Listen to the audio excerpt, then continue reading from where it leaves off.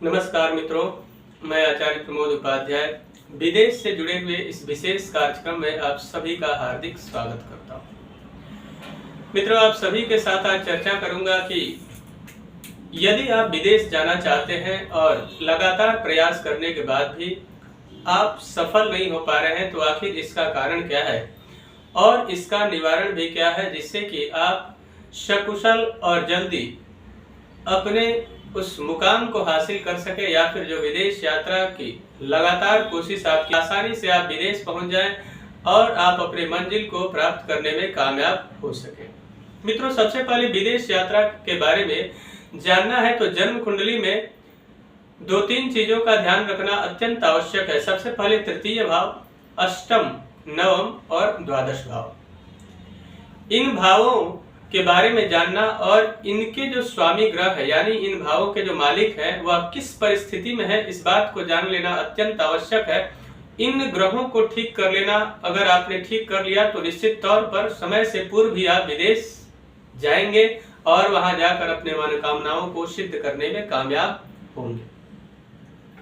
सबसे पहले जन्म कुंडली में बृहस्पति को देख लेना अत्यंत आवश्यक है कि देव गुरु बृहस्पति यानी सभी ग्रहों से उच्च कोटि का इनको माना जाता है और ये बृहस्पति देव अगर प्रसन्न है यानी गुरु की कृपा अगर आपके काम भी आपके लिए आसान हो जाएगा।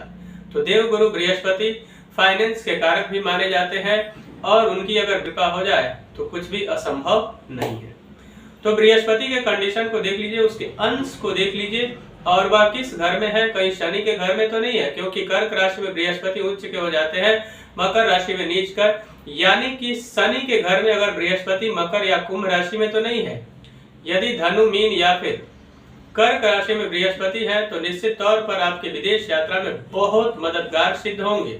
उसके अलावा अष्टम भाव के स्वामी का अगर द्वादश भाव से किसी भी परिस्थिति में संबंध बन जाता है तो विदेश यात्रा करेंगे जरूर, लेकिन उसमें अनेकानेक प्रकार की समस्या। अब जीवन में एक चीज को जान लेना अत्यंत आवश्यक है कि अगर जीवन में अथक प्रयास के बाद भी यानी लगातार कोशिश करने के बाद भी आप विदेश नहीं पहुंच पा रहे हैं, लगातार आप फेल हो रहे हैं, तो आपका भाग्य भी इसके लिए बहुत जिम्मेदार है। भाग्य को चमकाने के लिए या फिर भाग्येश नवम भाव के स्वामी, नवम भाव को भी यात्राओं के लिए देखा जाता है, कुछ छोटी मोटी यात्राओं के लिए।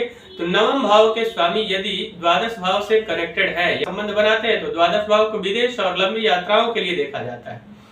आप चाहते हैं कि आप विदेश में जाकर सेटल हो जाएं, आपको अच्छी नौकरी मिले, या फिर आपका बिजनेस व्यापार जिस दृष्टिकोण से आप जाना चाहते हैं वहां जाकर पूर्णतः सफलता अर्जित करें।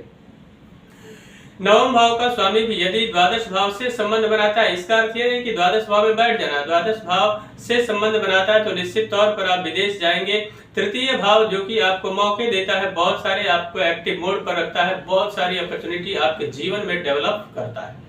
तृतीय भाव के स्वामी का भी संबंध यदि द्वादश भाव से बनता है तो निश्चित तौर पर आप विदेश जाएंगे और वहां जाकर सेटल होने में आप कामयाब होंगे। यदि बार बार प्रयास करने के बाद भी आप असफल हो रहे हैं यानी कि सक्सेस नहीं हो पा रहे हैं तो उसके लिए क्या करना चाहिए आपको? अब उसके लिए आपको करना चाहिए कि बृहस्पति डैमेज हो या कोई और ग्रह की समस्या हो तो आपको सबसे बड़े बुजुर्गों का आशीर्वाद नित्य प्रतिदिन प्रातः काल उठकर, उसके अलावा गुरु यानी कि किसी ब्राह्मण का शुभ आशीर्वाद प्राप्त करें, या ब्राह्मण यदि बुजुर्ग है तो अत्यंत लाभदायक होगा। किसी मंदिर में जाएं, वहां जाकर मंदिर के जो पुजारी हो या पंडित जी हो जो वहां पर नित्य प्रतिदिन पूजा करते हैं उनका आशीर्वाद लें। आपके कोई गुरु हैं तो उनका शुभ आशीर्वाद प्राप्त करना आपके जीवन में बहुत बड़े समस्याओं का निवारण लेकर आएगा। उसके साथ साथ में संतों को दान देना, ब्राह्मणों को दान इत्यादि करना, निश्चित तौर पर इससे लाभ मिलेगा। यदि बृहस्पति नेगेटिव स्थिति में है, कुंडली में शनि के घर में विराजमान है, तो उस स्थिति में आपको शनि का दाल 11 बृहस्पतिवार को दान करना चाहिए। उससे निश्चित तौर पर आपके जीवन में बदलाव होगा, आप विदेश जाने में सफल रहेंगे। उसके अलावा आपको क्या करना चाहिए? पीला वस्त्र धारण करना चाहिए। प्रत्येक बृहस्पतिवार के दिन अष्टगंध चंदन का तिलक लगाना भी अत्यंत लाभदायक आपके लिए रहेगा। उसके अलावा कलयुग में सबसे प्रभावशाली देवताओं में से एक हनुमान जी महाराज को बताया गया है, या फिर हनुमान जी महाराज कलयुग के सबसे प्रभावशाली देवताओं में से एक है। उनका नाम पवन पुत्र है और बिना हवा में उड़े हुए आप विदेश जा नहीं सकते हैं, तो पवन पुत्र है उनकी भी भक्ति करना आपके लिए बहुत हद तक लाभदायक सिद्ध होगा। ये जो उपाय है, इन उपायों को करते हैं तो निश्चित तौर पर आने वाले कुछ ही समय में आप विदेश जाएंगे और वहां जाकर अपने मंजिल को प्राप्त करने में कामयाब होंगे। मित्रों, मुझे आशा है कि मेरा यह कार्यक्रम आप सभी को पसंद आया होगा। मेरा एक निवेदन है कि अगर अभी तक हमारे चैनल को आपने सब्सक्राइब नहीं किया तो चैनल को सब्सक्राइब करें, वीडियो को अधिक से अधिक लाइक और शेयर करें, बेल आइकन को दबाएं जिससे नई नई जानकारी आप तक पहुंचती रहे। नमस्कार।